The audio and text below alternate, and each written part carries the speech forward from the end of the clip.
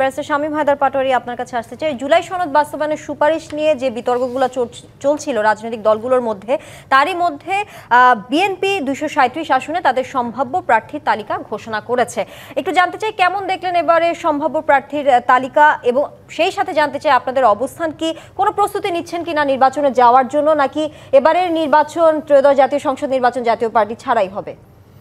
দেখুন, বিএনপির কিছু অসাধারণ ভূমিকা ছিল যেটা রাষ্ট্র কাঠামো বাঁচাতে এই ক্রাইসিস টাইমে হেল্প করেছে। একটা হচ্ছে রাষ্ট্রপতির ইস্যুতে তারা বলেছে না, রাষ্ট্রপতি রাখতে হবে। সংবিধান ইস্যুতে গণপরিষদ বা সংবিধান ছুঁড়ে ফেলার ব্যাপারে তারা সমর্থন দেয়নি।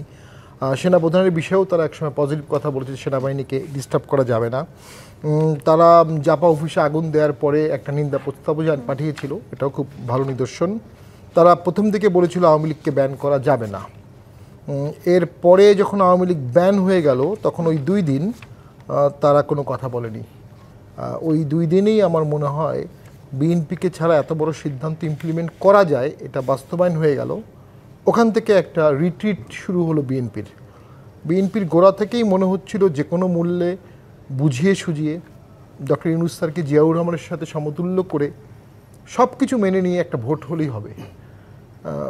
সব কিছু মেনে নিয়ে ভোট হয় না। দ্বিতীয় হচ্ছে ডক্টর ইউনূস স্যার বিশাল ব্যক্তিত্ব, দেশে যে সংঘাতময় ভোটটি হতে যাচ্ছে সেটাই যদি বিএনপি ক্ষমতায় আসে, ডক্টর ইউনূস স্যারের এখানে ম্যাটেরিয়ালিস্টিক বেনিফিট কি হবে, তিনি কেন এই ঝুঁকিটা বিএনপির জন্য নেবেন? উনি তো বিএনপির চেয়ারম্যান বা সভাপতি না।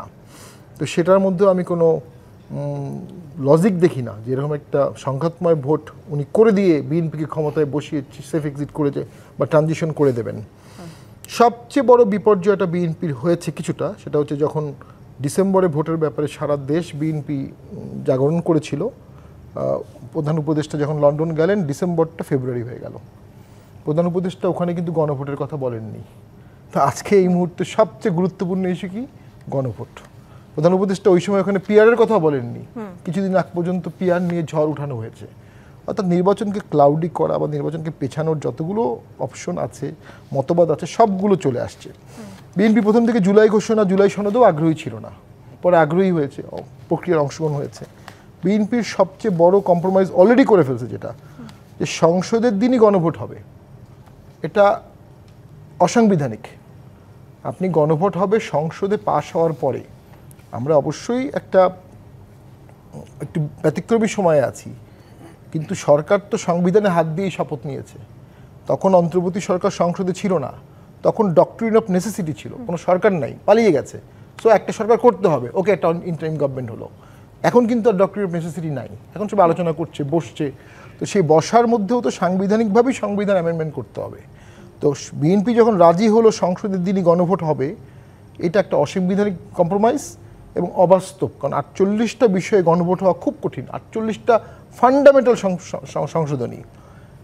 এখন তো দাবি উঠতেছে গণভোট হতে হবে কিছুদিনের মধ্যে। আমি 2 মিনিটে শেষ করে দিচ্ছি।